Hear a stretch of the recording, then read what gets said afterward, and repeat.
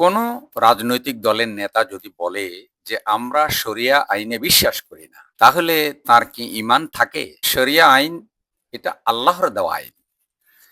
আল্লাহর সকল আইন আছে কোরআনুল কারীমে।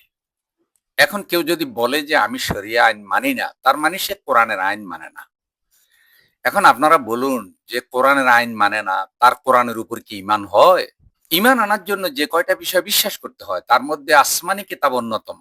আমানতু বিল্লাহি ওয়া মালাইকাতিহি ওয়া কুতুবিহি। ব্যক্তি যদি আল্লাহর কিতাব বিশ্বাস করে, আবার যদি বলে শরিয়া আইন মানি না, তো শরিয়া আইনের উৎসই তো আল্লাহর কিতাব। সুতরাং তার ঈমান থাকে না।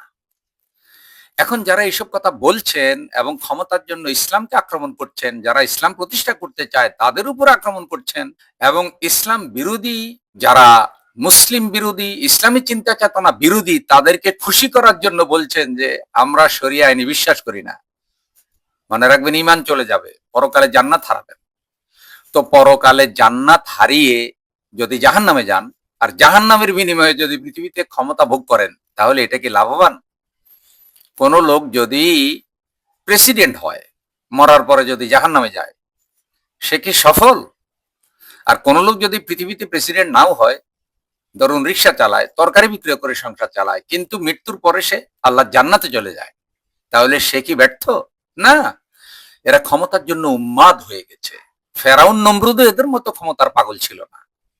আল্লাহ আমাদেরকে ইসলামী শরিয়া আইনের উপরে বিশ্বাস রেখে এই আইন প্রতিষ্ঠার জন্য সংগ্রাম করার তৌফিক দান করুন। আমিন।